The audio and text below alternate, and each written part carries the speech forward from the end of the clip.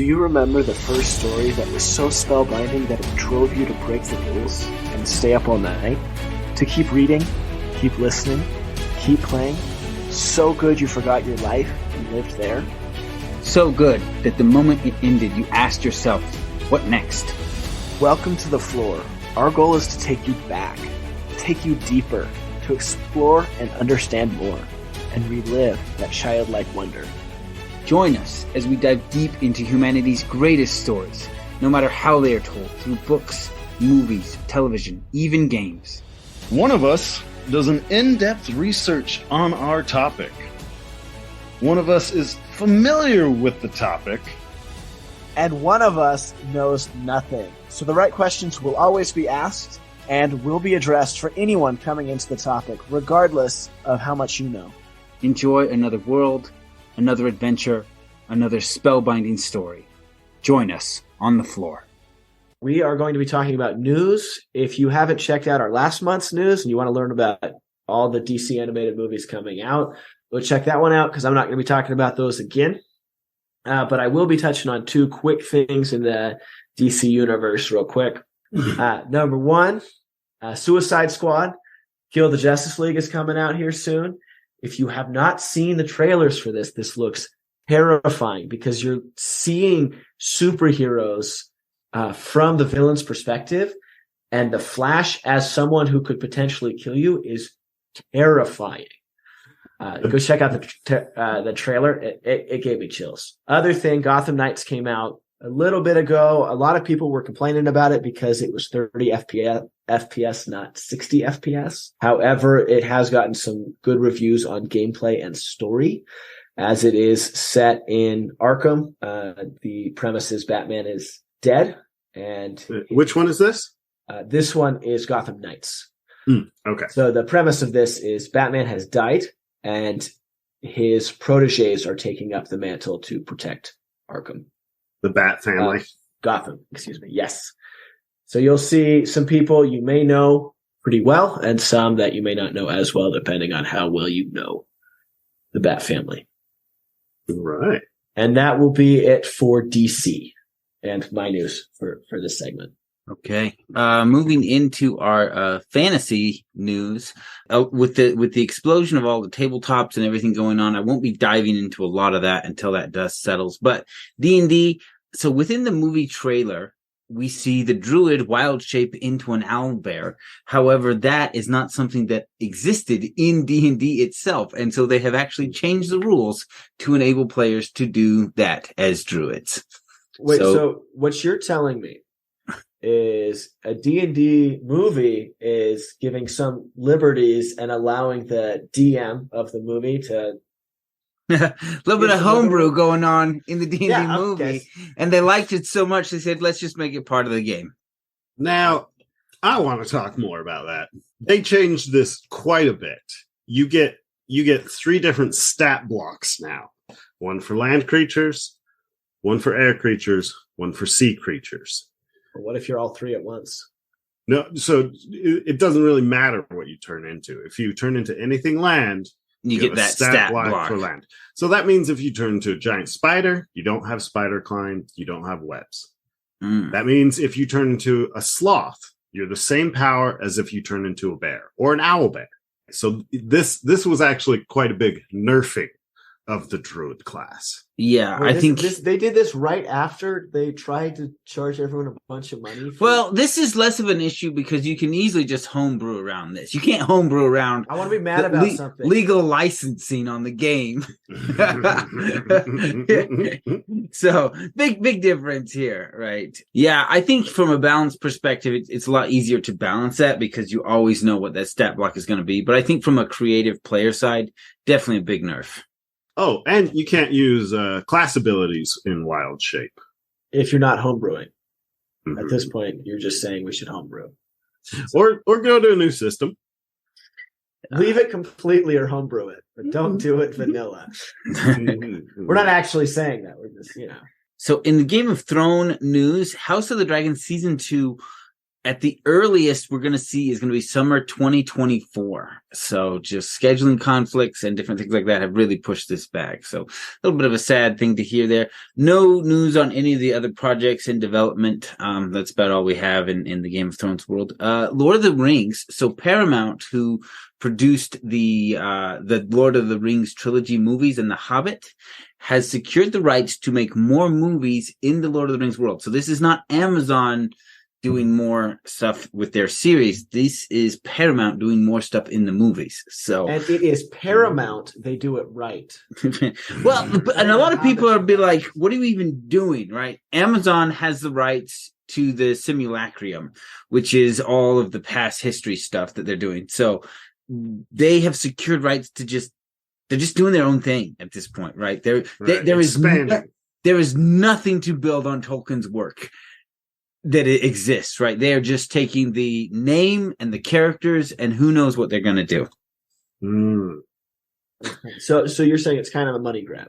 Could be. I mean, you never know, right? Like we have seen to start something with Amazon. Shots fired. We've seen some great Batman movies come out of Hollywood. The Christopher Nolan trilogy was really great. If you haven't seen the Batman, the new one, it's also very well done. So sometimes we get. What was that? That was Edward.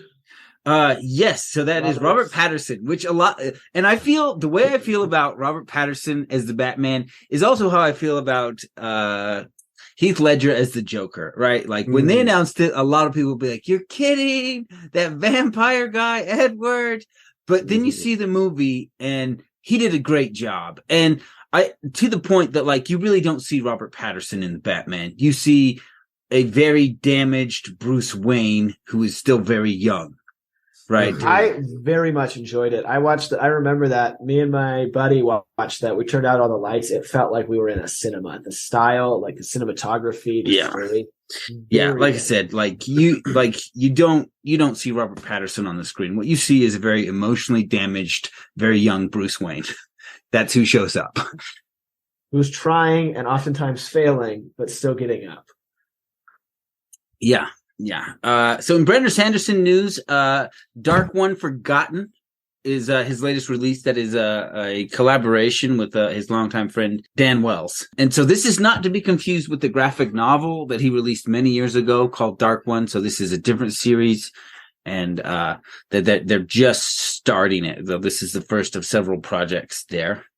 And in other news, just if you're into like fantasy and whatnot, Amazon has released season 2 of Carnival Row. So if you haven't checked that out, that whole series is definitely worth checking out if you're into fantasy. It is probably about World War I technology, but it is a fantasy world with its own history and everything. So yeah, very interesting world, and they've done a great job with it. Yeah. Okay. Is that all your universes wrapped up? Yeah, like I said, last time there was a lot. Today, not so much. Things have really settled and quieted down. If you haven't, because we really last month. Yeah, the February's news edition was huge. There is a ton.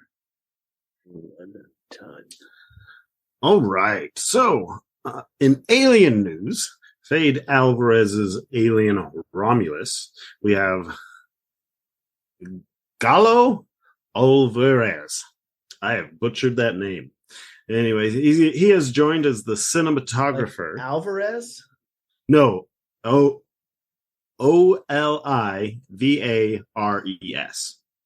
Olivares?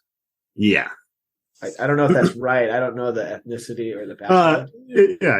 He's a Spanish name. Olivares, maybe? Yeah. My guess. Joe, what's your guess? I'd have to see it to take a guess, and honestly, I wouldn't guess. I would just call him Ollie. I would just go to one of those pronouncers and be like, "Tell me how to say this. I don't know." Yeah, that's what I should have done. Anyways, this is news. We don't know his name. Anyways, he's known for working on Gretel and Hansel, a 2020 horror film, and this film stands out for its visuals. So I think he will bring some really good visual artistry to the film. We also had some audition tapes leaked. So I've got some spoilers for you here. If you don't want to hear spoilers, I'm going to just muddle around for a minute to let you turn yours off if you don't want to hear spoilers about the movie. About Hansel and Gretel? No, spoilers of Romulus. Oh, okay. So there are audition tapes that got leaked, so this has like raw dialogue. And right? What is Romulus? This is Fade Alvarez's movie coming out. It's Alien Romulus. It's a spiritual successor to Hansel and Gretel. This is the one with Callie Spinney. The only connection to Gretel and Hansel is that the guy who did the visuals for that one is going to be doing the visuals for Alien. That's it. Do we know a synopsis of Romulus? No, not really. I've mentioned it before, okay. but we don't have a synopsis other than that. We've got new people. I think you vaguely mentioned it. We had talked about Remus and Romulus.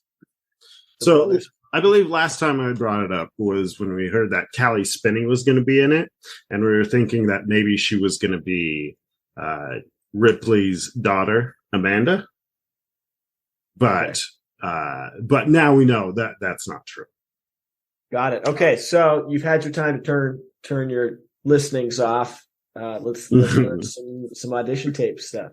All right, so we get to see 3 new characters.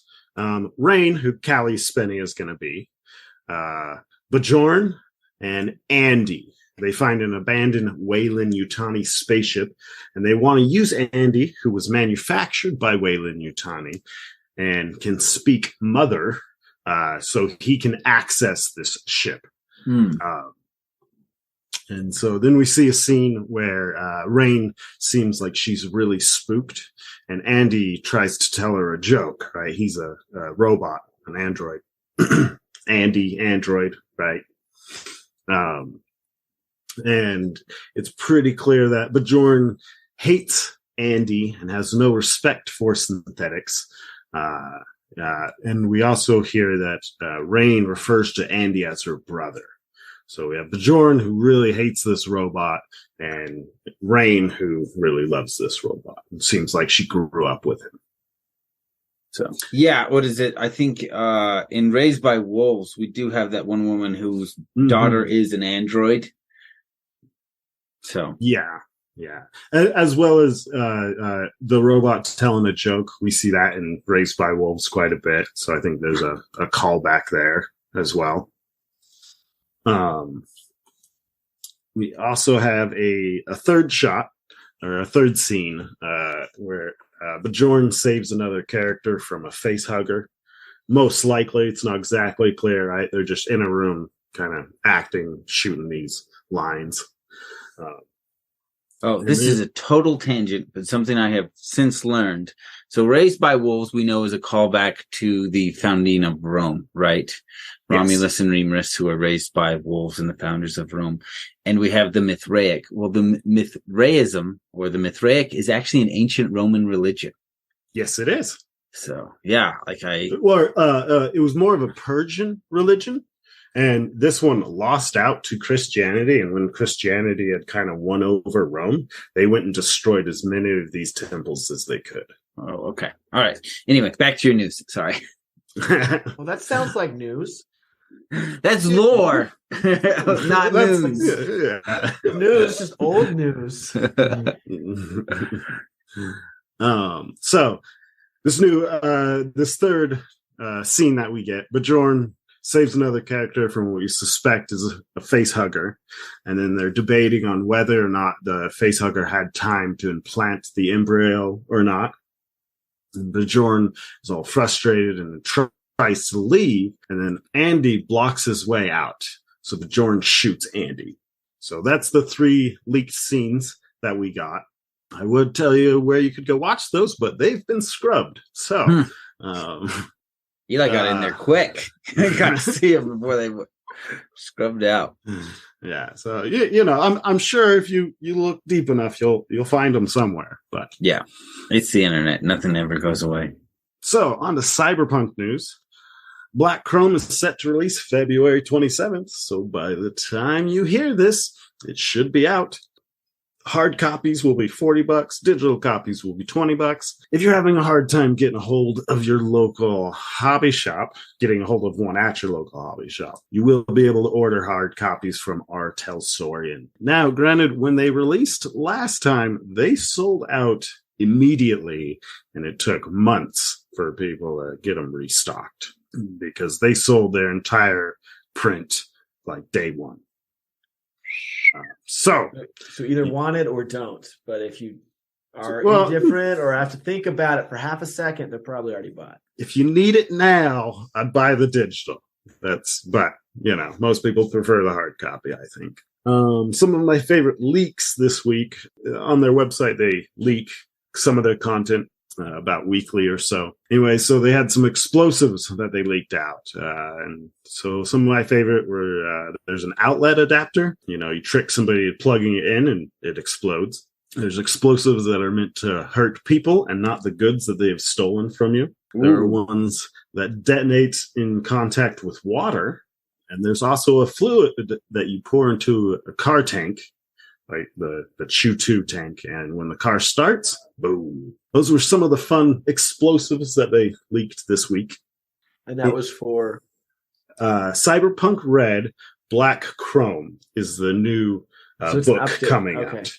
Oh. So those are some of the explosives that they're going to have in there. Joe, seeing as we've discussed, because we have done a small one-shot, how does this make you feel? Because we have discussed doing a second part to that, knowing that you can make these kind of bombs.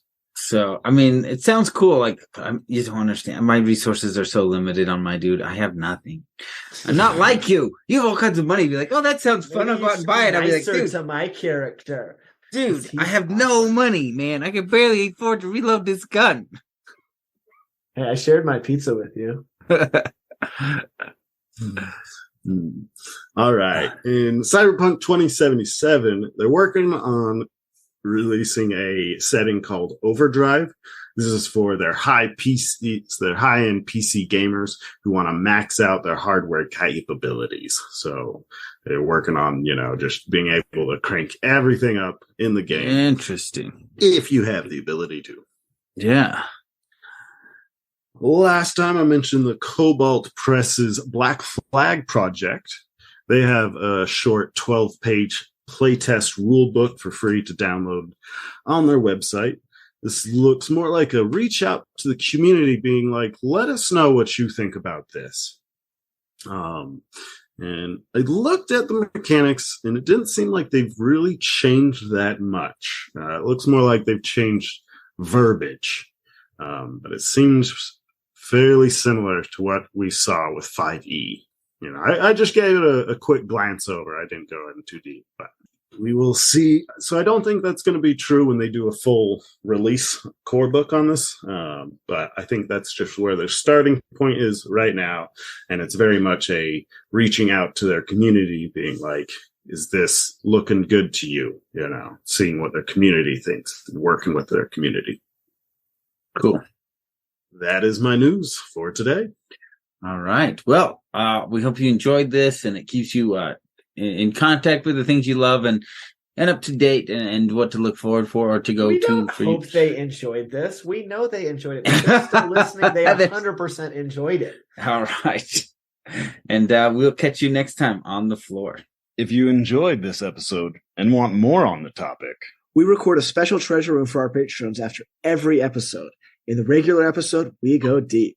In the treasure room, we go wide. To enjoy the bonus content, sign up at the Fluorite level or higher. There is a treasure room for every episode from August 2021 and on. That's double the content. 2 episodes a week instead of 1. Go to www.patreon.com/Flore, fantasy and lore. That's Flore spelled Flore. Select the Fluorite tier or higher. Immediately after each episode is released, the Treasure Room will post the bonus audio on Patreon. They are identified by the tag Treasure Room After and the title of the episode. You can also do a search for the keywords Treasure Room and find all the content you've been missing. Thanks for listening.